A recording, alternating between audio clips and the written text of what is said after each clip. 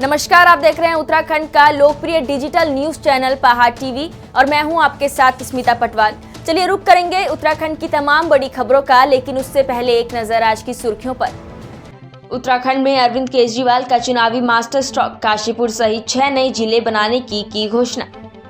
अरविंद केजरीवाल का ऐलान, उत्तराखंड में सरकार बनी तो 18 साल से ऊपर की हर महिला को मिलेंगे हर महीने 1000 रुपए। उधम सिंह नगर जनपद के खटीमा में नगर पालिका के सफाई कर्मियों ने विभिन्न मांगों को लेकर दिया धरना। मसूरी में राहुल गांधी की रैली को लेकर लोगों में दिखा भारी उत्साह। नवजात शिशु की मौत होने से परिजन और सैकड़ों ग्रामीणों ने अस्पताल के बाहर जमकर काटा हंगामा। अज्ञात कारणों के चलते महिला ने फांसी लगाकर दी जान, जांच में जुटी पुलिस। दिल्ली के सीएम और आम आदमी पार्टी के संयोजक अरविंद केजरीवाल ने उत्तराखंड के चुनाव से पहले पार्टी की ओर से एक मास्टर स्ट्रोक खेला है। काशीपुर रामलीला मैदान में अरविंद केजरीवाल ने प्रदेशवासियों से एक बड़ा वादा करते हुए 6 नए जिले बनाने की घोषणा की है। केजरीवाल ने कहा कि प्रदेश में आम आदमी पार्टी की सरकार आने पर 6 महीने के भीतर काशीपुर समेत 6 अन्य जिले बनाए जाएंगे। केजरीवाल ने कहा कि आपकी सरकार बनने पर उत्तराखंड की 18 साल से ऊपर की हर महिला को हर महीने 1000 रुपए दिए जाएंगे। केजरीवाल ने यह भी घोषणा की है कि ये राशि विधवा पेंशन और अन्य सहायता राशि से अलग होगी। जहां एक और देश के प्रधानमंत्री नरेंद्र मोदी स्वच्छता की मुहिम चला रहे हैं और लाखों करोड़ों रुपए विज्ञापनों पर खर्च किए जा रहे हैं, वहीं भाजपा की वर्चस्व वाली नगर पालिका पौड़ी स्वच्छता मुहिम को ठेंगा दिखा रही है। पौड़ी बस अड्डे पर बने सुलभ शौचालय की दुर्गंध से स्थानीय व्यापारी और आम जनमानस को नगर पालिका के द्वारा फैलाई बदबू के कारण रोज परेशानी का सामना करना पड़ रहा है। नगर पालिका ने शौचालय के ओवरफ्लो पाइप से निकासी खुली नाली में छोड़ रखी है, जिसमें 24 घंटे बदबू निकलती रहती है, जिसके कारण श्रीनगर रोड पर दुकानदारों को बहुत परेशानियां हो रही हैं। उनका कहना है कि हमने कई बार नगर पालिका से शिकायत की है, लेकिन नगर पालिका सुनने को तैयार नहीं है। वहीं समाज सेवी नमन चंदोला ने कहा कि यदि जल्द ही शासन प्रशासन इसकी सुध नहीं लेगा तो लोगों को आंदोलन करना पड़ेगा। फोन किए पीडब्ल्यूडी वाले के भी अवगत कराएं बात को कि सर पीट भर गया है सर, इसको कुछ किया जाए। नगर पालिका ऑफिस में भी बोला गया, कहाँ 10 दिन पहले बोले थे हम सर। तो ये ओवरफ्लो होगा सर? ओवरफ्लो होता है, बाहर निकलता है मलबा से। कितने फीट का है ये 4 फीट का गड्ढा है सर।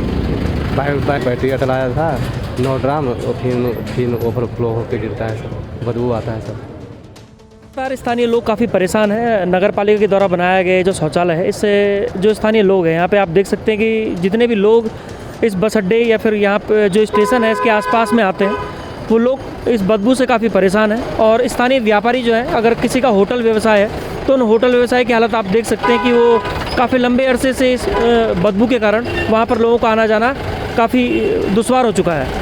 एक तरफ पूरे देश में प्रधानमंत्री नरेंद्र मोदी को आदर्श मानते हुए स्वच्छ भारत अभियान को चलाया जा रहा है, वहीं पौड़ी नगर पालिका अध्यक्ष जो कि स्वयं भाजपा बैकग्राउंड से हैं, उनके द्वारा शहर को जिस तरह से बर्बाद किया जा रहा है, ये कहीं ना कहीं ये दिखता है कि वोट बैंक की राजनीति के खातिर उन्होंने शहर को बर्बाद कर दिया है। तो मेरा प्रशासन से यही अनुरोध रहेगा कि जल्द से जल्द इस समस्या को सुलझाया जाए। और स्थानीय लोग काफ़ी परेशान हैं, तो मुझे पूरी उम्मीद है कि आने वाले समय में स्थानीय लोगों की समस्याओं का समाधान करते हुए प्रशासन इस और ध्यान देगा। और ये जो पिट खुले में फेंका जा रहा है, नालियों के माध्यम से जा रहा है, ये बिल्कुल कानूनी रूप से भी गैर कानूनी है और मुझे पूरी उम्मीद है कि जल्द से जल्द इसके ऊपर प्रशासन सकारात्मक कार्रवाई करेगा।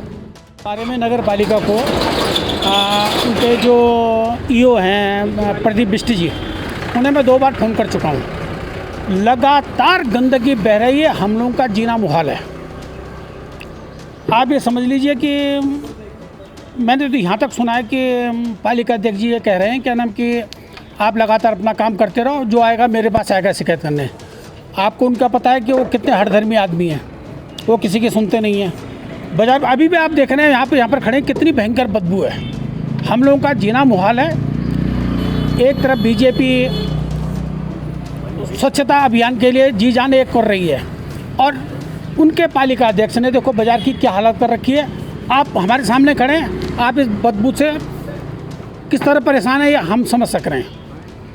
यहाँ तो इस रोड पे जितने दुकानदार जिनके खाने के होटल हैं, सारे लोग परेशान हैं।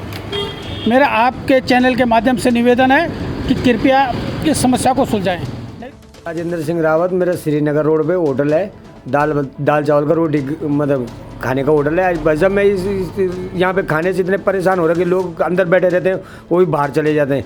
नाली में इतनी बदबू है कि दिन दिहाड़े सवेरे शाम को मतलब लैट्रिन का पिट यहाँ पे रोज़ खोला जाता है। मतलब यहाँ पे मार्केट या मकान मालिक किराएदार सब परेशान है यहाँ पे। मतलब दुकानदारी बिल्कुल ख़त्म हो चुकी है लैट्रिन बाथरूम से। अरविंद केजरीवाल के उत्तराखंड दौरे पर कांग्रेस प्रवक्ता गरिमा मेहरा दसोनी ने अपनी प्रतिक्रिया दी है। गरिमा ने कहा कि अरविंद केजरीवाल काशीपुर दौरे में आकर एक और घोषणा कर गए और एक हास्यास्पद बात कर गए कि हर 18 साल से ऊपर की महिला को हर महीने 1000 रुपए की धनराशि देंगे। गरिमा ने इस मामले को लेकर अरविंद केजरीवाल से एक प्रश्न पूछ दिया। गरिमा ने कहा कि अरविंद केजरीवाल ने उत्तराखंड की महिला को क्या समझा है। गरिमा ने अरविंद केजरीवाल पर हमला बोलते हुए कहा कि अरविंद केजरीवाल जब भी उत्तराखंड आते हैं उत्तराखंडियों का अपमान करके चले जाते हैं। आज अरविंद केजरीवाल अपने काशीपुर दौरे में आकर एक और घोषणा कर गए और एक हास्यास्पद बात कर गए कि हर महिला के खाते में 1000 रुपया वो डालने की बात कह गई। मैं अरविंद केजरीवाल जी से पूछना चाहती हूँ कि आखिर आपने उत्तराखंड की महिला को समझ क्या रखा है। आप बार बार उत्तराखंड आते हैं और उत्तराखंडी लोगों का अपमान कर कर चले जाते हैं। आपको महिला सशक्तिकरण करना है तो आप ये कहिए कि मैं हर हाथ के लिए रोजगार ढूंढूंगा, उनको स्वरोजगार से जोड़ूंगा, उनके लिए महिला कोऑपरेटिव सोसाइटीज़ बनाऊंगा। लेकिन आप जो ये खैरात देने की बात करते हैं, अरविंद केजरीवाल दिल्ली में बैठकर इस बात का शायद उन्हें संज्ञान भी नहीं है कि उत्तराखंड का बाल बाल रुआ रुआ कर्ज में डूबा हुआ है। 78,000 करोड़ के कर्ज में आज उत्तराखंड डूबा हुआ है और आप एक तरफ घोषणा कर रहे हैं कि आप बेरोजगारों को 5000 देंगे, महिलाओं को 1000 देंगे। आप पहले ये तो बताइए अरविंद केजरीवाल जी कि आमदनी का जो जरिया है वो लिमिटेड है उत्तराखंड के अंदर। हम केवल टूरिज्म पे डिपेंडेंट स्टेट हैं। हमारे पास ऐसे कोई बड़े संसाधित प्राकृतिक संसाधन नहीं है। 70% हम वन आच्छादित प्रदेश हैं। ऐसे में आप आमदनी के जरिए कैसे बढ़ाएंगे उत्तराखंड के अंदर, उस पर बात होनी चाहिए। आप लोगों को निठल्ला और अकर्मण्य बनाने की कोशिश क्यों कर रहे हैं? आप लोगों को ऐसे ही मुफ्त में पैसे बांटने की बात क्यों कर रहे हैं? हमारी महिलाएं स्वाभिमानी महिलाएं हैं। हमारी महिलाएं अपने पुरुषार्थ पर यकीन करने वाली महिलाएं हैं। वो काम करने पर यकीन कर, आप उनके हाथों को काम दीजिए और वो खुद अपनी बिजली का भुगतान भी कर पाएंगी और पानी का भुगतान भी कर पाएंगी। महिला सशक्तिकरण का मतलब ये नहीं है कि आप लोगों के आगे पैसे का चुग्गा डालना शुरू कर दें। इसलिए अरविंद केजरीवाल जी से मैं कहना चाहती हूँ कि उत्तराखंड को दिल्ली समझना बंद कर दीजिए, उत्तराखंडियत का बार बार अपमान करना बंद कर दीजिए। विधानसभा चुनाव को देखते हुए राजनीतिक सरगर्मियां लगातार बढ़ती जा रही हैं, जिसको देखते हुए राष्ट्रीय स्तर के नेताओं की जनसभाओं का भी दौर जारी है। इसी क्रम में देहरादून में होने जा रही राहुल गांधी की रैली को सफल बनाने के लिए पार्टी पदाधिकारियों ने कमर कस ली है, जिसको देखते हुए कांग्रेस के विकासनगर विधानसभा के पर्यवेक्षक जितेंद्र चंदेल ने क्षेत्र का भ्रमण कर कार्यकर्ताओं की नब्ज टटोलने का काम किया। उन्होंने पार्टी कार्यकर्ताओं से रैली को सफल बनाने के लिए आह्वान किया। लेकिन 2022 का जो रिजल्ट आएगा तो सबको पता चला कि भारतीय जनता पार्टी ने जो धोखा उत्तराखंड के लोगों के साथ किया था, जो उन्होंने चुनाव से पहले 2017 के चुनाव से पहले महंगाई की बात की थी कि महंगाई मुद्दा था, लेकिन आज महंगाई की बात क्यों नहीं कर रहे? आज गैस सिलेंडर 1000 से ऊपर हो गया। जब कांग्रेस के समय में गैस का सिलेंडर 10-20 रुपये बढ़ता था तो ये चौराहे पे आकर गैस सिलेंडर लेकर धरना और प्रदर्शन करते थे भारतीय जनता पार्टी के लोग। और उस वक्त मैं बताऊं कि यूपीए सरकार के दौरान गैस सिलेंडर की सब्सिडी भी मिलती थी, लेकिन आज गैस सिलेंडर 1000 से ऊपर हो गया। आज भारतीय जनता पार्टी के लोग किस मुंह से लोगों के पास जाकर वोट मांगेंगे? महंगाई एक अहम मुद्दा है, बेरोजगारी एक अहम मुद्दा है। कौन सी बात लेकर ये लोगों के बीच में जाएंगे कि हमने पिछले 5 साल में जो आपसे वादे किए थे उसमें से एक भी वादा बताओ जो उन्होंने पूरा किया? गरुड़ ब्लॉक सभागार में कल बीडीसी की बैठक हुई, जिसमें सभी जनप्रतिनिधि भी मौजूद रहे और जिलाधिकारी बागेश्वर भी मौजूद रहे। तमाम तरह की समस्याएं जिलाधिकारी के सामने जनप्रतिनिधियों द्वारा रखी गई, जिसका त्वरित निदान जिलाधिकारी द्वारा किया गया। इस बैठक में विधानसभा बागेश्वर के विधायक चंदन रामदास भी मौजूद रहे। जिलाधिकारी बागेश्वर ने नगर पंचायत के नवगठन पर अपनी बात रखी। नगर पंचायत के संबंध में रखे सवाल पर जिलाधिकारी ने बताया कि अधिशासी अधिकारी के तौर पर उप जिलाधिकारी गरुड़ की तैनाती हुई है, जिसमें की उप जिलाधिकारी द्वारा सफाई कर्मी और पर्यवेक्षक की नियुक्ति की जा रही है। जल्द से जल्द जो है वो कार्रवाई करे और जब भी भ्रमण भी ज़्यादा से ज़्यादा करे और जब भी वो क्षेत्र में जाते हैं भ्रमण में तो जनप्रतिनिधियों से भी समन्वय स्थापित करें वहाँ पे जिससे जो है ये एक जो कम्युनिकेशन गैप काफ़ी बार जो रह जाता है वो कम्युनिकेशन गैप भी कम हो सके। सर एक सवाल गरुड़ की जनता की तरफ से ये हमारा रहेगा कि नगर पंचायत का गठन जो कि हो गया था पूर्व में और जुलाई 2021 को इसकी अधिसूचना भी जो है जारी हो गई थी, लेकिन अब तक किसी भी स्थायी तौर पर यहाँ पर अधिशासी अधिकारी की नियुक्ति नहीं हो पाई है, जबकि डीएम उसमें प्रशासकीय तौर पर नियुक्त किए गए हैं। तो सर उसमें उचित देखिए अभी इसमें हाँ जब तक इसका वो रिक्रूटमेंट प्रॉपर ईओज वगैरह नहीं आ जाते तब तक एक अस्थायी रूप से प्रशासक डीएम को बनाया गया है और ईओ का जो चार्ज है वो एसडीएम को यहाँ पे दिया गया है। ऑलरेडी जो रिक्रूटमेंट प्रोसेस जो है वो एसडीएम के माध्यम से यहाँ पे करवाया जा रहा है, जिसमें सफाई कर्मी और एक अकाउंटेंट और एक ड्राइवर की यहाँ पे नियुक्ति की जा रही है, जिससे यहाँ पे जो कूड़ा का जो उठान है वो घर घर से हो सके और यहाँ पे साफ़ सफाई हो सके। आगे भी हमारी कोशिश यही रहेगी, जैसे अभी मेरी उनसे अपर सचिव से भी इस संबंध में वार्ता हुई थी और उनके द्वारा ये बताया गया कि इसमें जल्दी ही वो हमें धनराशि भी उपलब्ध करवा देंगे और 1-2 पोस्ट और वो वहाँ से नियुक्ति करके वो यहाँ पे हमें प्रोवाइड करवाएंगे।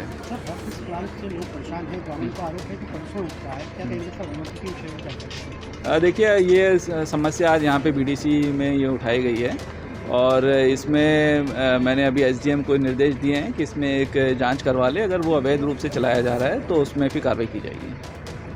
सर ये बीडीसी की जो बैठक आज आपके द्वारा यहाँ पर आई गई, अध्यक्षता इसकी जिलाधिकारी महोदय द्वारा की गई, तो किस तरीके से जनता की समस्या का जो है निदान आपके द्वारा किया? देखिए बहुत दिनों बाद विकासखंड गरुड़ में आज क्षेत्र समिति की बैठक हुई है, जिसकी अध्यक्षता हमारे ब्लॉक प्रमुख ने की है, जिसमें जिलाधिकारी सहित जनपद स्तर के सभी अधिकारी आज मौजूद हुए हैं, जिसमें हमारे क्षेत्र समिति के सदस्य, ग्राम प्रधान, जिला पंचायत के सदस्य, हमारे सभी जनप्रतिनिधि आज आए हैं।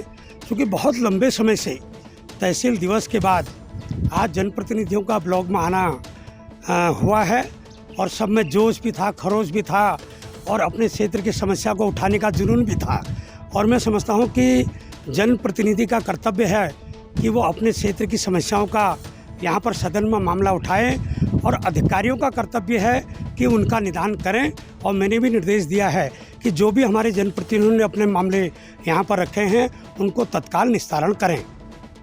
कांग्रेस पार्टी की ओर से बांग्लादेश निर्माण के युद्ध में भारत की पाकिस्तान पर ऐतिहासिक विजय की 50वीं वर्षगांठ के उपलक्ष्य में राज्य भर में 16 दिसंबर को देहरादून के परेड ग्राउंड में पूर्व सैनिकों और शहीदों के परिजनों को प्रियदर्शनी सैन्य सम्मान देकर सम्मानित किया जा रहा है। कांग्रेस के पूर्व राष्ट्रीय अध्यक्ष राहुल गांधी पूर्व सैनिकों और शहीद सैनिकों के परिजनों को सम्मानित करेंगे, जिसको लेकर कांग्रेस कार्यकर्ताओं में भारी उत्साह देखा जा रहा है। वहीं प्रदेश के सभी जिलों में राहुल गांधी की देहरादून सैनिक सम्मान रैली को सफल बनाने के लिए पर्यवेक्षक नियुक्त किए गए हैं, जिसके दिशा निर्देश पर सभी लोग देहरादून पहुंचेंगे और महारैली को सफल बनाएंगे। इसी परिप्रेक्ष्य में मसूरी में कांग्रेस पर्यवेक्षक मुरारी लाल खंडेलवाल मसूरी पहुंचे और कांग्रेस कार्यकर्ताओं के साथ 16 दिसंबर की रैली को लेकर बैठक की गई, जिसमें मसूरी और आसपास के क्षेत्र में भारी संख्या में लोगों को कार्यकर्ताओं को प्रतिभाग करने का आह्वान किया है कि 16 तारीख को हमारे पूर्व राष्ट्रीय अध्यक्ष और हमारे यह नेता श्री राहुल गांधी जी सैनिक सम्मान या दिवस जो हम लोग मना रहे हैं, जिसमें हम लोग हमारे शहर, हमारे देश का शौर्य, हमारे सैनिकों का सम्मान कर रहे हैं। उसी संदर्भ में आज शहर कांग्रेस कमेटी ने एक बैठक आहूत की थी, जिसमें हमारा एक ही एजेंडा था और हमारा एक ही पॉइंट था कि ज़्यादा से ज़्यादा लोग उस दिन परेड ग्राउंड में जाएं और उस रैली को बहुत ही ऐतिहासिक बनाएं। साथ ही में जितनी ज़्यादा हम भीड़ लेके जाएंगे, और आपको जान के हैरानी होगी ये आपकी प्रदेश या सर में आपकी सबसे ऐतिहासिक रैली होगी, क्योंकि आज लोगों में अपने आप उत्साह है इस बहुत ही झूठी पार्टी को उखाड़ कर फेंकने का। खुद इतना उत्साह है, लोग खुद बढ़ चढ़ कर उस रैली को ऐतिहासिक बनाना चाहते हैं। और मैं तो बहुत ज़्यादा प्रसन्नित हूँ कि मुझे इस बार या किसी को बोलना ही नहीं पड़ रहा, लोग अपने आप कह रहे हैं कि अध्यक्ष जी हम आपके साथ चलेंगे और इस रैली को ऐतिहासिक बनाएंगे। और यही भावना पूरे प्रदेश में है, क्योंकि इस युवा विरोधी, रोजगार विरोधी, महिला विरोधी, महिलाओं का अपमान या करने वाली पार्टी, महंगाई जिसका पूरक है, जो दोनों साथ ही साथ या चलते हैं, इसको या उखाड़ने की जो एक मंशा है वो हमसे ज़्यादा आज इस प्रदेश की सम्मानित जनता के अंदर। 16 दिसंबर को हमारी कांग्रेस पार्टी विजय सम्मान दिवस के रूप में देहरादून में परेड ग्राउंड में माननीय राहुल जी के नेतृत्व में एक विशाल रैली करने जा रही है, जिसमें हमारे 1971 में जो भारत पाक युद्ध हुआ था और हमने जो है पाकिस्तान से बांग्लादेश को अलग करवाया था, उसमें जो हमारे सैनिक रहे हैं और या उनके आश्रित हैं, उन तमाम सैनिकों को सम्मानित किया जाएगा। तत्पश्चात जो वहाँ पर राहुल जी जो है एक रैली को संबोधित करेंगे और जो कांग्रेस के पक्ष में जो लहर प्रदेश में बह रही है उसके संबोधित करेंगे। क्योंकि जो हमारी डबल इंजन की भाजपा सरकार है केंद्र और राज्य में, ये पूरी तरह से फेल हो चुकी है। मोदी जी ने 2014 के चुनाव में, 19 के चुनाव में जो वादा किए थे जनता से, वो कोई पूरा नहीं हुआ। और उत्तराखंड में भी जो राज्य सरकार है 4 साल तक त्रिवेंद्र सिंह जी के नेतृत्व में चली, उस सरकार ने ऐसे काम किए कि जो विकास से विरोध में थे और जो जनता के लिए बिल्कुल सही सिद्ध नहीं हो पाए। और अब धामी जी 4 महीने में क्या उन कामों को पूरा कर पाएंगे या उनके जो पुराने गलत किए हुए काम ढकने का काम कर रहे, इसलिए सारी जनता जो अब कांग्रेस की ओर देख रही, परिवर्तन की लहर है। और निश्चित रूप से तमाम लोग आज मसूरी विधानसभा क्षेत्र में हम तैयारी के लिए आए हैं। यहाँ से भी हज़ारों की संख्या में लोग रैली में जाएंगे और नए लोग भी कांग्रेस से जुड़ेंगे और ये समय प्रदेश में निश्चित रूप से कांग्रेस की ओर माहौल है। राहुल गांधी जी हमारे राष्ट्रीय पूर्व अध्यक्ष हमारे 20-16 तारीख को आ रहे हैं विजय सम्मान यहाँ पर रैली का आयोजन करने के लिए। और महिलाओं में बहुत उत्साह है, महिलाओं क्या युवाओं में, बुजुर्गों में, बच्चों में, सब में बहुत उत्साह है, क्योंकि राहुल जी का सम्मान करने के लिए। और दूसरी बात सबसे बड़ा कांग्रेस के लिए, क्योंकि अब जो है जनता बीजेपी से बहुत ही तंग आ चुकी है। भाजपा सरकार की जो देश विरोधी नीतियां हैं उनसे बहुत तंग आ चुकी है। आपने देखा होगा किस प्रकार 1 साल के बाद किसान अपने घर वापस गए और उनको अपने भाजपा को बैकफुट पे आना पड़ा। तो इस सरकार की नीतियों से जनता बहुत परेशान है और जनता में एक बहुत उत्साह है। उत्साह ये है कि एक तो राहुल गांधी जी आ रहे हैं, दूसरा कांग्रेस की वापसी हो रही है। तो कांग्रेस के स्वागत के लिए जनता में बहुत उत्साह है और सब लोग पूर्ण रूप से और अपने आप ही उस रैली में शामिल होने के लिए जा रहे हैं। नागनाथ पोखरी के मुख्य बाजार में बद्रीनाथ विधानसभा का महिला मोर्चा का सम्मेलन संपन्न हुआ। बतौर मुख्य अतिथि महिला मोर्चा की प्रदेश अध्यक्ष रितु खंडूरी ने कहा कि भारतीय जनता पार्टी में मातृशक्ति का सम्मान होता है। देश के प्रधानमंत्री नरेंद्र मोदी ने सर्वप्रथम बेटी बचाओ और बेटी पढ़ाओ अभियान देकर मातृशक्ति का सम्मान बढ़ाया है। वहीं भारतीय जनता पार्टी की सरकार ने ही पंचायत चुनाव में और स्थानीय निकाय चुनाव में 50% का आरक्षण दिया है, जहां पहले की सरकारों के समय महिलाएं घर गृहस्थी, खेती बाड़ी और घरेलू कार्यों में ही अपना संपूर्ण जीवन यापन करते थे। वहीं आज के समय में महिलाएं विकास की मुख्य धारा में जुड़कर विकास कार्य में अपनी सहभागिता निभा रही है। देश के यशस्वी प्रधानमंत्री नरेंद्र मोदी ने महिलाओं को सभी संस्थानों में सहभागिता का अवसर प्रदान किया है। दिनेशपुर के वार्ड नंबर 2 में उस वक्त कोहराम मच गया जब अज्ञात कारणों के चलते 22 वर्षीय मीना मंडल ने फांसी लगाकर आत्महत्या कर ली, जिसके बाद से परिजनों का रो रो कर बुरा हाल है। तो वहीं मौके पर पहुंची पुलिस ने शव का पंचनामा भरकर पोस्टमार्टम के लिए भेज दिया है। आपको बताते चले कि मृतक महिला की शादी 2 वर्ष पूर्व दिनेशपुर वार्ड नंबर 2 के प्रकाश मंडल के साथ बड़े धूमधाम के साथ हुई थी। मृतक महिला का पति प्रकाश मंडल फोटोग्राफी का कार्य करता है और वो फोटोग्राफी के कार्य के लिए रामनगर गया हुआ था। जब देर रात करीब 11 बजे प्रकाश मंडल ने घर पहुंचकर काफी देर तक दरवाजा खटखटाया। दरवाजा न खुलने के बाद प्रकाश मंडल ने फिर खिड़की तोड़कर कमरे के अंदर घुसा तो देखा कि महिला फांसी पर झूल रही है। इस दौरान तहसीलदार देवेंद्र बिष्ट ने कहा कि पूरे मामले की जांच की जा रही है। पोस्टमार्टम के बाद जो तथ्य सामने आएगा उसके अनुसार कार्रवाई की जाएगी। एक दिनेशपुर की घटना है जिसमें जो है एक महिला की मौत हुई है, जिसकी शादी को 2 साल तक हुई है और जिसमें जो है पुलिस यहाँ पर शिव साहब और कोतवाल दिनेशपुर बच्चन हैं, उनके पंचायतनामे की जो है कार्रवाई की जा रही है। इसमें अभी तो प्रथम दृष्टया ऐसा लग रहा है कि उनकी जो फांसी कर आत्महत्या की गई है। बाकी इसकी जो है निष्पक्ष जाँच के लिए जो है पोस्टमार्टम की कार्रवाई की जा रही है। उसके बाद ही इसकी जो है वास्तविक मृत्यु का कारण पता चल पाएगा। आगामी विधानसभा चुनाव नजदीक है, ऐसे में संभावित दावेदार अपने अपने विधानसभा क्षेत्र से दावेदारी कर पार्टी हाईकमान को अपना बायोडाटा उपलब्ध करा रहे हैं। वहीं कांग्रेस में संभावित दावेदारों की संख्या बढ़ती जा रही है। वरिष्ठ नेता और कांग्रेस प्रदेश प्रवक्ता बीना जोशी ने लालकुआं विधानसभा सीट से दावेदारी पेश कर दी है।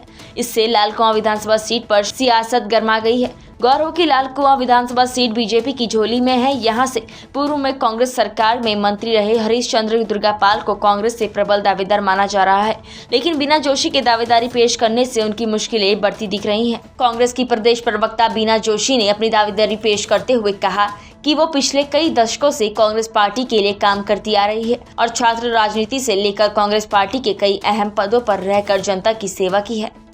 दावेदारी करने का, उस नाते मैंने भी लालकुआ विधानसभा से आज दावेदारी पेश की है। और जिस तरीके से उत्तर प्रदेश में माननीय प्रियंका गांधी जी ने 40% महिलाओं को आरक्षण देने की जो बात करी थी, उसी बात को मुझे लगता है कांग्रेस पार्टी यूपी से लगा हुआ उत्तराखंड है, यहाँ पर भी उसको महिलाओं को वहाँ पर सम्मान देने का कांग्रेस पार्टी काम करेगी। और आज तक भी कांग्रेस पार्टी ने हमेशा से महिलाओं को सम्मान देने का काम करे और हमेशा महिला कांग्रेस में हमेशा सम्मानित रही है। और जिस तरीके से कांग्रेस पार्टी की नीति है कि एक सामान्य और गरीब परिवार के तबके लोगों को पार्टी टिकट देती है, तो मैं भी बिंदुखत्ता लालकुआ विधानसभा का जो बिंदुखत्ता क्षेत्र है और बहुत पिछड़ा हुआ क्षेत्र है, सामान्य क्षेत्र है, और पूरे उत्तराखंड में मुझे लगता है बिंदुखत्ता एक ऐसा क्षेत्र है जो बहुत पिछड़ा हुआ क्षेत्र है। तो मुझे अपनी कांग्रेस पार्टी पे, अपने शीर्ष नेतृत्व पर पूर्ण विश्वास है कि एक सामान्य परिवार की महिला को टिकट दे करके मुझ पर विश्वास जताएंगी। और यदि पार्टी मुझे टिकट देती है तो मैं अपनी विधानसभा के अंदर जितने भी जो हमारे जनहित के मुद्दे हैं, उन मुद्दों को, जनहित के जो कार्य हैं, उनको करने का पूरा भरसक प्रयास करूँगी। उत्तराखंड प्रोफेशनल कांग्रेस के प्रदेश अध्यक्ष मनीष खंडूरी और कांग्रेस कार्यकारी अध्यक्ष प्रोफेसर जीत राम के नेतृत्व में कांग्रेस पार्टी ने कर्णप्रयाग में बढ़ती महंगाई, प्रदेश में व्याप्त भ्रष्टाचार, बदहाल स्वास्थ्य व्यवस्था, बढ़ती बेरोजगारी और भाजपा की जन विरोधी नीतियों के खिलाफ भाजपा की केंद्र और प्रदेश सरकार के विरोध में कर्णप्रयाग में जन आक्रोश रैली निकाली। कर्णप्रयाग मुख्य बाजार में आयोजित जनसभा को संबोधित करते हुए उत्तराखंड प्रोफेशनल के अध्यक्ष मनीष खंडूरी ने कहा कि प्रदेश में आज सड़कों की हालत खराब हुई है, सड़कें गड्ढों में तब्दील हो चुके हैं। उनका प्रयास सिर्फ साफ सुथरी राजनीति करना होगा। वहीं कांग्रेस पार्टी का उद्देश्य शिमली में बेस अस्पताल शुरू करने, महिलाओं को अच्छा स्वरोजगार, युवाओं को रोजगार और शिक्षा का काम और गौचर में वेटनरी कॉलेज शुरू करने की रहेगी। इसमें हमारा बड़ा स्पष्ट प्रयास है। एक तो साफ सुथरी राजनीति जो मेरे दिल को बहुत प्रिय है, जो मैं बहुत बार में इसके बारे में सोचता हूँ, जिस तरह से राजनीति को थोड़ा सा साफ और ज़्यादा सुथरा। दूसरा ये है कि इस जो चुनाव के 22 में चुनाव आने वाले हैं, उसके संदर्भ में हम लोगों को ये दिखाना चाह रहे हैं कि जो भाजपा ने किया है पिछले 5 सालों में वो विफल किया। बेरोजगारी का जो मुद्दा है वो बहुत ज़्यादा एक तरह से आगे आ गया है। हमें पता है कि लोगों के पास आक्रोश है, उसको भी हम आगे बढ़ाना चाह रहे हैं, लोगों के सामने लाना चाह रहे हैं। महंगाई का एक दूसरा मुद्दा है जो हम मानते हैं कि जिस तरह से इस सरकार में भाजपा की डबल इंजन की सरकार के जो कारनामे कह लीजिए या नीतियाँ कह लीजिए, उसका हम विरोध करते हैं, स्पष्ट तरीके से विरोध करते हैं और जनता का जो आक्रोश है उसको देख रहे हैं। और हम आज का ही नहीं, कई महीनों से भटवाड़ी मुख्यालय में कल पूर्व विधायक विजयपाल सजवाण के नेतृत्व में ब्लॉक कांग्रेस की जन आक्रोश और परिवर्तन रैली निकाली गई। तय कार्यक्रम के अनुसार भटवाड़ी क्षेत्र की लंबित विभिन्न जन समस्याओं को लेकर भाजपा की वर्तमान सरकार के निराशाजनक रवैये के खिलाफ कल स्थानीय जन समर्थन के साथ पूर्व विधायक के नेतृत्व में हजारों लोगों ने सड़क पर उतरकर जमकर आक्रोश व्यक्त किया। भटवाड़ी में एकत्रित होकर भारी जनसैलाब, जुलूस और रैली के रूप में चठेती बस अड्डे पर जनसभा के रूप में खत्म हुआ। यहाँ पूर्व विधायक ने वर्तमान सरकार पर बरसते हुए आरोप भी लगाए।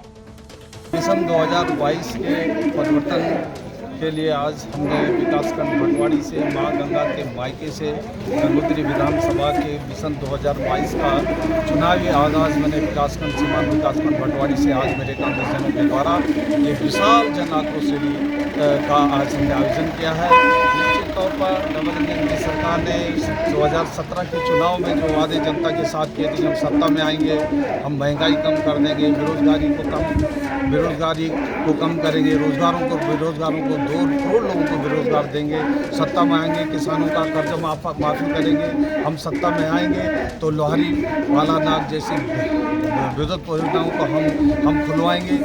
बीती सोमवार की देर रात दिनेशपुर क्षेत्र में उस वक्त हड़कंप मच गया जब जीवन ज्योति अस्पताल में डिलीवरी के दौरान एक नवजात शिशु की मौत हो गई, जिसके बाद आक्रोशित परिजन और सैकड़ों ग्रामीणों द्वारा अस्पताल के बाहर जमकर हंगामा किया गया और आरोप लगाया कि हमारे बच्चे की मौत डॉक्टरों की लापरवाही के कारण हुई है, क्योंकि इस अस्पताल में बिना डिग्री वाले लड़के और लड़कियों से काम कराया जाता है और इस अस्पताल में डिलीवरी के लिए ना कोई ऑक्सीजन है, ना अन्य कोई सुविधा है। ये अस्पताल पूरी तरह फर्जी है, इसलिए इस अस्पताल पर कार्रवाई होनी चाहिए जिससे कि हमारी तरह किसी और के साथ इस तरह की घटना न घटे।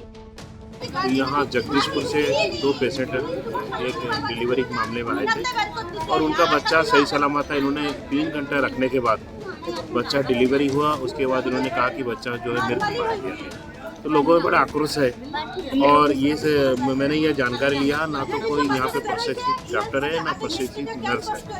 तो ये बहुत ही गलत है। इस तरीके का अगर आप पे कोई सिस्टम अगर आपका सही नहीं है तो आपको यहाँ सरकारी अस्पताल है, यहाँ प्राइवेट अस्पताल है, रुद्रपुर हायर सेंटर में आपको भेजना चाहिए था। इसे जान के साथ क्यों खिलवाड़ किया जा रहा है, ये गलत है। था लेकिन बच्चों को इनने मार डाला। जब आप रिस्क नहीं ले सकते हो तो आप आगे नहीं भेज सकते। जब आपको हमारे पास हॉस्पिटल बहुत है तो आप बोलो कि हमें नहीं रखना। 3 घंटा क्यों रखा यहाँ पे हमारे बच्चे को? 5 बजे आया, 8 बजे क्यों छोड़ा? बाद में 8 बजे क्यों बोला कि हमारा बच्चा खत्म है? क्यों बोला? क्यों वो बोलता 5 बजे हमें छोड़ देता, हमारा बच्चा सही नहीं है, हम लेके चले जाते रुद्रपुर। हम मांग करेंगे ये हॉस्पिटल को बंद होना चाहिए। हमें हॉस्पिटल को बंद चाहिए, दोबारा ना खुले हॉस्पिटल। बच्चा जिंदा है, बच्चा ऐसा था सांस चल रहा था। हमको बुला के भी लेके दिखाया, इधर आओ। इतना देर क्यों हुआ बच्चे होने में? हम अंदर गए, इनको भेजा, इन्होंने देखा कि सांस चल रहा है। तुरंत हमने दरवाजे बंद कर दिए हमारे मुंह के ऊपर। हमने जो बच्चों को सफाई करा के हमको दिखाएंगे, परंतु उन्होंने हमें नहीं दिखाया। आधा 1 घंटे बाद फिर हमें बोला बच्चा नहीं है। फिर हमें नहीं बोला, लड़की की माँ यहाँ नहीं थी, वो मंदिर में बैठी थी। उनको अलग से बुला के फिर उनके पास बोला कि बच्चा नहीं है, उनके खत्म हो गया। जिसकी सांस चल रहा है वो कैसे खत्म हो सकता है? जब कुछ सुविधा ही नहीं तो पहले हमें बोलना चाहिए था। यहाँ कुछ है ही नहीं। हम जब शुरू में आए तभी हमें बोला, हमने उनका हाथ पैर सब पकड़ा के अगर आपसे नहीं होता आप हमें बताइए। हमारे पास सुविधा है, प्राइवेट में सीजन में करवा देंगे। लड़की ने खुद से बोला, लड़की ने 5 बजे से बोला कि मेरे को सीजन में करवा दो। नहीं बेटा, सीजन में 1.5 घंटा चाहिए। तामझाम बटोरने के लिए 1.5 घंटा चाहिए। 1.5 घंटे चाहिए तो तुम 5 मिनट के लिए बच्चे दिखा, हमको दिखा नहीं सकते। अगर देर से नहीं होता हम अपने मुंह से ऑक्सीजन देके बच्चों को जिंदा कर सकते थे, लेकिन वो सुविधा भी नहीं हमको नहीं दिया उसने। उसका क्या फर्क पड़ता? गया हमारा है ना, हमको पता चल रहा है कि हमारा गया है, उसका कुछ नहीं गया है। कुछ मशीन कुछ नहीं है, एकदम बेकार हॉस्पिटल है, इसको सील करो एकदम। उधम सिंह नगर जनपद के खटीमा में नगर पालिका के सफाई कर्मचारियों ने आक्रोशित होकर अपनी विभिन्न मांगों को लेकर नगर पालिका कार्यालय के समक्ष नारेबाजी करते हुए धरना प्रदर्शन किया। आंदोलित सफाई कर्मियों का कहना है कि विगत 6 महीने के बकाया वेतन और मृतक आश्रितों को नौकरी न देने सहित विभिन्न समस्याएं हैं, जिसके कारण हम लोगों को काफी समस्या का सामना करना पड़ रहा है। वहीं पूर्व राज्य दर्जा मंत्री और सफाई कर्मचारी संगठन के प्रदेश अध्यक्ष संतोष गौरव ने बताया कि मोहल्ला स्वच्छता समिति के सफाई कर्मी विगत 15 वर्षों से कार्य कर रहे हैं, जिनके वेतन संबंधित समस्या को लेकर उच्च न्यायालय द्वारा समान वेतन समान घर के तहत वेतन भुगतान का आदेश जारी किया गया था, लेकिन 2 महीने बाद भी नगर पालिका ने न्यायालय के आदेश का अनुपालन नहीं किया। उन्होंने बताया कि इसके अलावा मृतक आश्रितों को नौकरी देने, विगत 6 महीने का बकाया वेतन भुगतान करने और पूर्व में नियमित किए गए 14 कर्मचारियों का सेवा पुस्तिका में स्थायी रूप से नाम दर्ज करने सहित हमारी 11 सूत्रीय मांगे हैं। हरियाणा की तर्ज पर ग्रेड वेतनमान देने समेत 2 सूत्रीय मांग को लेकर रुद्रप्रयाग में राष्ट्रीय स्वास्थ्य मिशन संविदा कर्मचारियों का कार्य बहिष्कार 8वें दिन भी जारी रहा। कर्मचारियों ने कहा कि जब तक मांगों पर कोई सकारात्मक कार्रवाई नहीं हो जाती तब तक उनका आंदोलन जारी रहेगा। वहीं मुख्य चिकित्सा अधिकारी ने भी कहा कि एनएचएम कर्मियों की हड़ताल के चलते कार्य प्रभावित हो रहे हैं। बता दें कि 7 दिसंबर से 2 सूत्रीय मांगों को लेकर राष्ट्रीय स्वास्थ्य मिशन संविदा कर्मचारी संगठन कार्य बहिष्कार पर है। मंगलवार को भी एनएचएम कर्मियों ने हरियाणा की तर्ज पर ग्रेड वेतनमान का लाभ देने और आउटसोर्सिंग की प्रक्रिया समाप्त करने की मांग को लेकर धरने पर बैठ गए, जो 8वें दिन भी जारी रहा। इस दौरान कर्मचारियों ने अपनी मांगों को लेकर जोरदार प्रदर्शन कर नारेबाजी भी की। कर्मियों ने कहा कि चरणबद्ध तरीके से आंदोलन संचालित किया जा रहा है। सरकार से जो है हम बराबर प्रतिदिन जो है सही निवेदन कर रहे हैं। ये सब योग्य बच्चे हैं, बहुत अच्छे बच्चे हैं, वेल क्वालिफाइड हैं। इन्होंने 24 घंटे जो है अपनी तन मन धन से जो है सरकार की शासकीय कार्यों के निष्पादन में अपनी सेवाएं दी हैं। और वास्तव में देखा जाए कि इनको मिलता क्या है, 16 साल बाद भी एक आदमी जो हमारा DIO है 6000 उसको पहले दिन मिल रहा था, 6000 उस डेट को मिल रहा है। बाई चांस कभी अगर कोई कार्यक्रम समाप्त हो जाता है, वो इधर उधर हो जाते हैं, तो उनका भविष्य जो है वो कूप मंडप हो जाता है। और उनके साथ साथ उनके जो है वो गार्जियन हैं, उनके परिवार हैं, उसके स्वयं की अपनी व्यक्तिगत जिंदगी है, उसके स्वयं की अपनी पत्नी है, बच्चे हैं, वो सब डिप्रेशन में, मानसिक तनाव में आ जाते हैं। तो सरकार को ये चाहिए कि सहानुभूतिपूर्वक विचार करते हुए इनकी जो उचित और योग्य मांगे हैं उनको तुरंत उसका जो है निदान किया जाए और इनको कुछ न कुछ प्रोत्साहन के रूप में इनकी मांगों को माना जाना चाहिए, क्योंकि चिकित्सा विवाह की ये एक तरह से रीढ़ की हड्डियां हैं और 75% कार्य जो है ये बच्चे जो है अपनी तन मन धन से जो है सेवाओं में, ये दुर्गम क्षेत्रों में CSC पे, PSC पे, ऊपर बर्फबारी में, यहाँ वहाँ हर जगह जो है ये अपना जो है योगदान, स्तुत्य योगदान दे रहे हैं। इनके मांगों का तुरंत समाधान होना चाहिए। हम सभी सरकारी सेवा संगठनों की यही मांग है सरकार से। धन्यवाद, थैंक यू। कोविड काल में NHM कर्मियों ने अपना 100% दिया है और अब सरकार, जब कोविड अंतिम समय में था तो कर्मचारियों को अपनी सुरक्षा के लिए कुछ मांगे सरकार के सामने रखी हैं, लेकिन सरकार इन पर ध्यान देने के बजाय हमको गुमराह कर रही है। मैं इस मंच के माध्यम से सरकार को चेतावनी देना चाहता हूं कि सरकार कर्मियों की धैर्य की परीक्षा न ले। अगर कर्मियों का धैर्य टूटा तो सरकार को संभालना बहुत मुश्किल हो जाएगा। सरकार समय रहते हमारी मांगों पर कार्रवाई करे और हमें न्यायोचित मांगों पर हमें सकारात्मक कार्रवाई का आश्वासन दे। कि बहुत सारे कार्यक्रम NHM के द्वारा संचालित किए जाते हैं, जैसे स्कूल स्वास्थ्य है या कोई भी है हमारा मॉनिटरिंग का जितने भी कार्यक्रम हैं, तो उनमें प्रभाव तो निश्चित तौर पर पड़ रहा है, मगर हम अपने रेगुलर रिसोर्सेज से यथासंभव जो है उनको करने की कोशिश कर रहे हैं। गंगोली हाट में मडक नाली से सुरखाल पाठक तक सड़क की मांग को लेकर आमरण अनशन में बैठे ग्रामीणों का आक्रोश एक बार फिर सड़कों में उतर आया। सड़क की मांग को लेकर हजारों की संख्या में ग्रामीण गंगोली हाट तहसील मुख्यालय पहुंचे, जहां पर सड़क की मांग को लेकर तहसील कार्यालय तक जुलूस निकालकर प्रदेश सरकार के खिलाफ जमकर नारेबाजी और प्रदर्शन किया गया। ग्रामीणों ने बताया कि लगातार 5 महीने तक क्रमिक अनशन करने और 5 दिन से लगातार आमरण अनशन के बाद भी सरकार की नींद नहीं खुली। यदि विधानसभा चुनाव से पहले सड़क का निर्माण कार्य शुरू नहीं होगा तो विधानसभा चुनाव के बहिष्कार की चेतावनी दी है। वहीं पिछले आमरण अनशन में बैठे युवाओं का स्वास्थ्य में गिरावट आने के बाद प्रशासन ने जबरन उठाकर उन्हें अस्पताल में भर्ती कर दिया है। आज आमरण अनशन को 5 दिन हो गए हैं, लेकिन कोई शासन कोई सूद नहीं ले रहा है प्रशासन, और अगले की रणनीति है हमारे भी। शनिवार को व्यापार मंडल बंद करने का और चक्का जाम करने की वो रहेगी। अगर इस 15 दिन के अंदर रोड नहीं होगी तो इस तहसील के अंदर आत्महत्या होंगी और यही होगा। इससे ज़्यादा क्या होगा? आमरण अनशन हो गया, क्रमिक अनशन हो चुका है। अब यही सरकार चाहती है कि किसकी मौत हो उसके बाद ही हम रोड देंगे। अब यही होगा। अगर इस 15 दिन के अंदर रोड नहीं आएगी तो आत्महत्याएं होंगी यहाँ पे। 15 दिन के अंदर नहीं होगा तो। उत्तराखंड की तमाम बड़ी खबरों में फिलहाल इतना ही। बाकी खबरों के लिए देखते रहिए पहाड़ टीवी। है बेखौफ उम्मीद का रंग।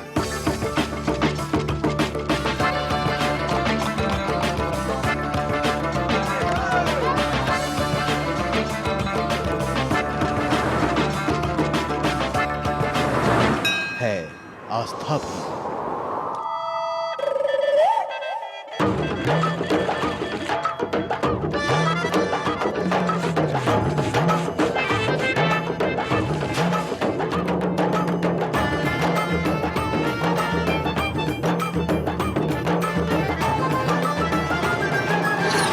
ये है मेरा उत्तराखंड।